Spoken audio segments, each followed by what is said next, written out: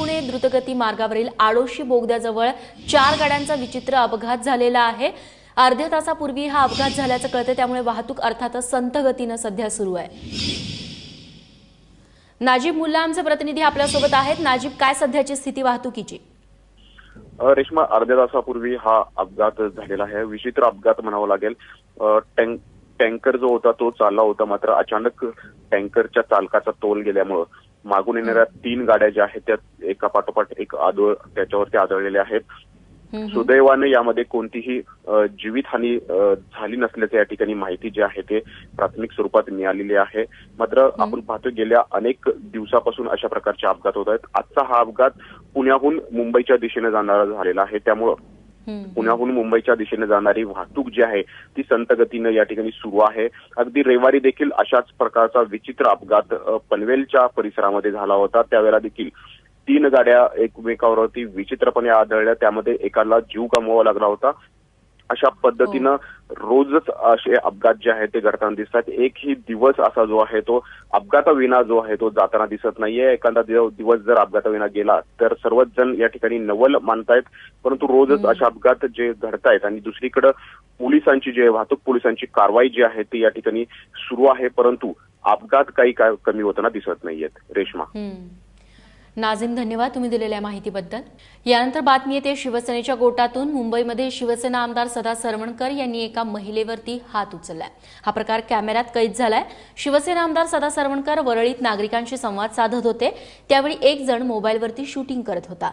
त्याला आक्षेप घेत सदा सरवणकर यांनी त्यांच्या मोबाईलवरती हात उचलला, मात्र तो हात तिथे उपस्थित असलेल्या एका महिलेला लागला।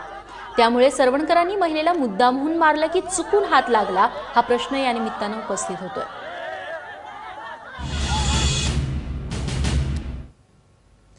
मुंबईत भरधाव बाईकस्वारांनी सुरेंद्र पाल या व्यक्तीला उडवलं। या अपघातात सुरेंद्रचा मृत्यू झालाय। भरधाव बाईक चालवणाऱ्या फैजल खाननं सुरेंद्रला रुग्णालयात नेलं, मात्र डॉक्टरांनी त्यांना मृत घोषित केलं। या घटनेनंतर मृत सुरेंद्र पाल यांच्या नातेवाईकांनी आरोपी बाईकस्वाराच्या अटकेची मागणी केली आहे। पोलिसांनी आरोपी फैजल खान याला अटक केली आहे। पोलीस या प्रकरणात आता अधिक तपास करत आहेत। जिया खान आत्महत्या प्रकरणाची सुनावणी 2 आठवड्यांसाठी स्थगित करण्यात आली आहे। या प्रकरणाच्या तपासासाठी अमेरिकेच्या तपास यंत्रणेची मदत घ्यावी यासाठी उच्च न्यायालयात याचिका दाखल केली होती।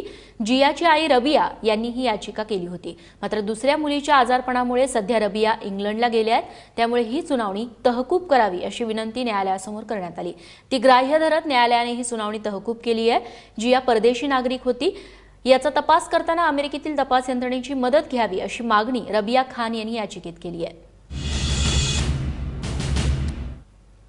प्रसिद्ध उद्योगपती विजयपथ सिंघानिया यांच्या परिवारात सुरू असलेल्या मालमत्तेच्या वादात 22 जूनपर्यंत तपशील सादर करण्याचे आदेश न्यायालयाने दिलेत। न्यायमूर्ती अभय ओक यांनी पुढील सुनावणीच्या वेळी सिंघानिया यांना या संदर्भात रीतसर प्रतिज्ञापत्र सादर करण्याचे आदेश देण्यात आलेत।